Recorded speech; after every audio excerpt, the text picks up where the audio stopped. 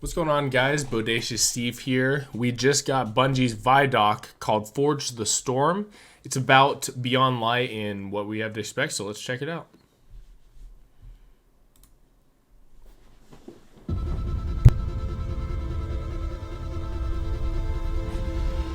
Beyond Light kicks off the next trilogy of stories that we're trying to tell with Destiny. Players are going to go on a journey to discover the true nature of light and dark. It's the beginning of players learning more about the darkness, and in fact going so far as to wield it. It's about leaving comfort and safety behind, walking a different road than one that you may have believed you were destined for. What makes something bad? What makes darkness dark? Something I've thought about is now that stasis is a thing. How are those learnings going to change? Should be getting like stasis elemented have gotten to know over right? the last 6 years.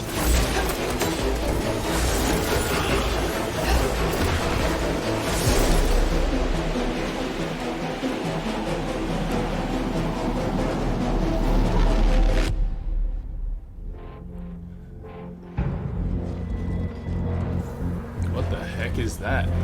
Beyond Light's really the beginning of a new adventure. Guardians, for the longest time, have been bathed in the light, sort of this altruistic force fighting back evil. And now we're starting to move into that gray area between the light and dark. If the darkness reaches out, we must reach back. I will not sanction this. In Season of Arrivals, the Vanguard is divided. You have some characters telling you, we should fight these ships, and we have other characters who are saying, no, we should find out what they want. We should get to know them and understand more. But it definitely comes to a head. This next year in Destiny is really just about how all the different characters and factions are reacting to these disappeared destinations and what that means as the pyramids have arrived in our system, not for the first time, but for the second time. That was the Zavala with Cabal. We're going to see the return of a character who's been absent for a pretty long time in The Stranger, and boy, does she have a lot to say, and she has a lot of time to explain. When I know more, you'll know more. She has shown up to encourage us to take on the darkness, and the only way to truly stop it is to work with it. And here comes our guardian, right on time. Why did the darkness invite us here? Europa is literally like a time capsule. Oh, it looks so sick. Europa is huge. Killer destination, freezing cold. Desolate. Some of the most beautiful spaces I've ever seen in a video game. There was a lot built on Europa during the Golden Age, and a lot of that was built underground. Clovis Bray had some research facilities there, really pushing the limits of technology and innovation there, maybe stepping into some things that we shouldn't have. Under the ice, all kinds of secrets. I'm so excited for what players are going to find. It's funny when they say that, because it's like they have been in the middle of the game, development the entire time. It's just funny. The storm on Europa was actually something we've wanted to do for a long time. We wanted it to feel harsh. The weather system is so awesome. Like, you're walking through I'm really an open excited space, for and all of a this sudden, dynamic things start storm happening. Weather. It's gonna be cool. Coming across like Fallen or That was an Vex for Iron the Banner first time. scout. You can barely make out the glow in their eyes. The sound of the wind, the ice will change based on what the weather is looking like. You'll actually feel every piece of the environment changing around you to match the storm.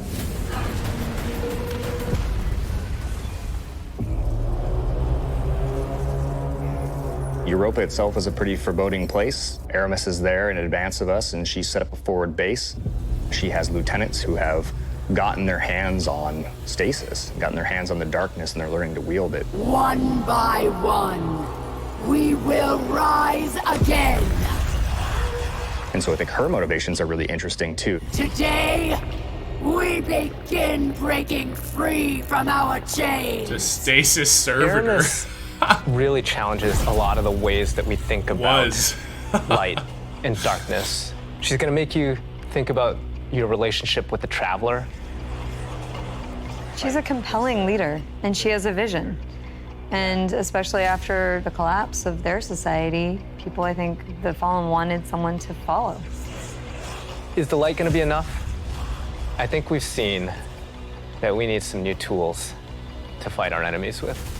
Maybe it's time to fight fire with fire, or ice with ice.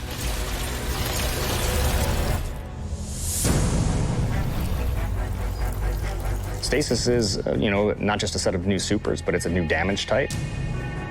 We've There it got is. Solar Void, Oh, Arc, sick. and now we've got Stasis.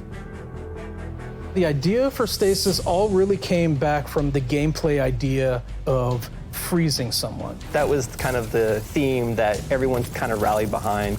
Dima's an amazing concept artist, had some images that really kind of put us on the right path. What really was landing with that was the more crystalline notion. So when we say Best staff cosmic supers ice, that's kind of where the cosmic comes in. Once he freezes solid, I'm able to hit him again and just shatter him in pieces. The pieces break apart and explode into sharp shards that can damage you. So all of that kind of came together when we landed on that theme.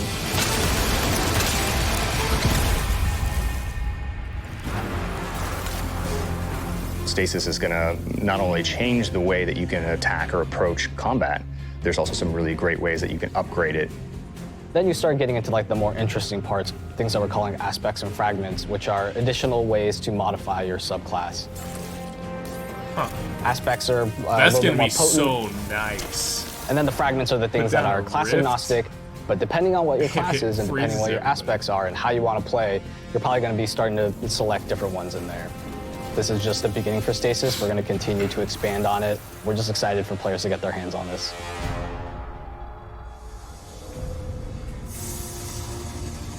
When we're creating a new palette like Stasis, we do what we call a source jam.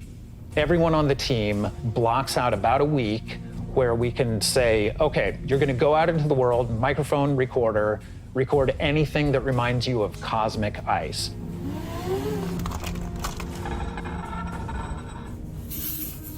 That gives us the palette that we can build the eventual sounds out of. I That's found sick. personally that the best way to do it was at night. But doing screams, screeches, and blood-curdling yells is a little scary at night. Then I had a really rumbly stomach, and that also was recorded. There was also a breast pump. What the heck? You have to make use of what you got. Oh, that's amazing. In Beyond Light, we have new exotic weapons for you. That sword dude is sick. No Time to Explain is coming back. Instead of just being the gun that refills your magazine when you land precision hits, you actually get a little time portal, and it starts spitting out rounds alongside you. You can actually have that on top of the Arc Soul, so you can be your own little mini firing squad. Oh, that would be fun. Another one we have is the Lament. It uses up your sword's energy to give yourself a new combo that ends up in a big spinning slash. Probably the largest selling point for a lot of people is that it slices right through barrier champions. Heck yeah. I think the largest draw for most people is actually going to be the fact that it is a chainsaw sword. Maybe. Yeah.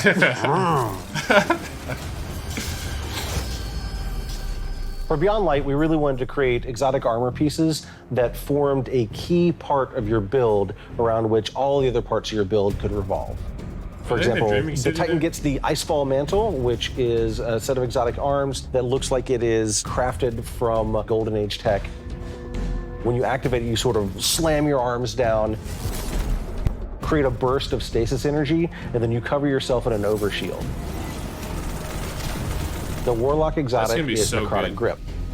I can't wait If you for these. are facing a wave of thralls running It's at literally you, thorn you in can your nail them hands. with your melee attack, and it starts to burst and sort of cascade through the whole group. So sick.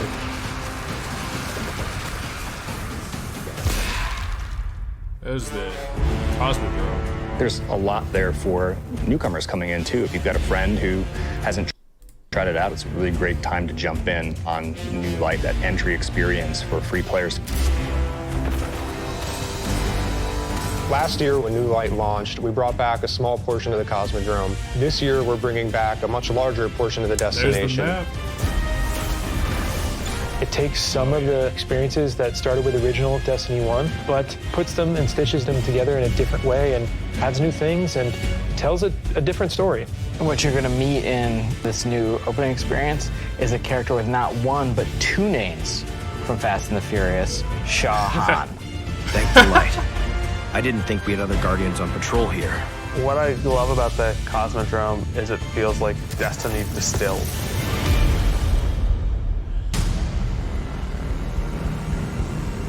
Season of the Hunt picks up where Season of the Arrivals Hunt. left off. Other Oh, forces sick. are taking advantage of the darkness to make their move forward, including Xivu Arath, a sister of Oryx, and she's taking this opportunity to build up an army. And we're working with Osiris to try to stop her. Osiris goes out, stumbles across these hive growths that are driving combatants crazy. Oh. Osiris is in trouble, and of course, you're his only hope.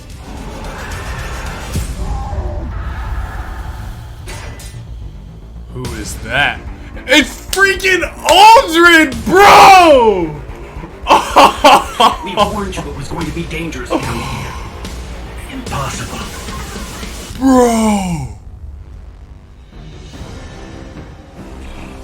We finally catch up to what we saw at the end of Forsaken, where we saw Aldrin being brought back to life by a ghost. Aldrin, who now refers to himself as Crow, he doesn't know what he did. Oh my The God. slate's been wiped clean when he was resurrected as a Guardian.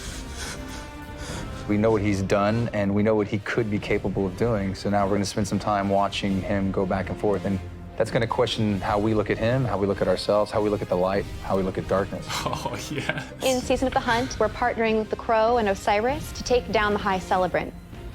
It's creating these cryptoliths around the system, and those cryptoliths are attracting Dreaming Alexian City. Cabal and corrupting them. So Xivu Arath is essentially corrupting herself and army, and it's our job to put a stop to it. I'm really excited to see Xivu Arath fleshed out more and to find out more about her relationship with That's wild Savathun that and what that means for year 4 of Destiny. Osiris Savathun has is been involved with the placing hive. dominoes. And at the end of year 4, she's going to knock down the dominoes. We're going to see what she's been really up to. And so this year, she's putting the last pieces in place. Sick. Heck yeah. Destiny is just a really incredible world. And there are so many stories for us to tell. We have a lot to look forward to. Beyond Light, then the Witch Queen, and then Lightfall, and all the seasonal content between. We feel like we've got a really great way to bring people together. Working through COVID and working through some of the other turmoil in the world right now has been really challenging. I have to admit, I've been pleasantly surprised with how well we've been able to get things done. We're committed to your characters and your community of players. We want to meet you where you are. I think the thing that excites me the most about Destiny's future is how much it's rooted in where we come from. Seeing villains revealed and finding out secrets that we've been hinting at for years. When I look at the team that we're building and continuing to grow and hire, the new leaders that are coming up in Destiny, that gets me super excited. Destiny's best days are ahead of us.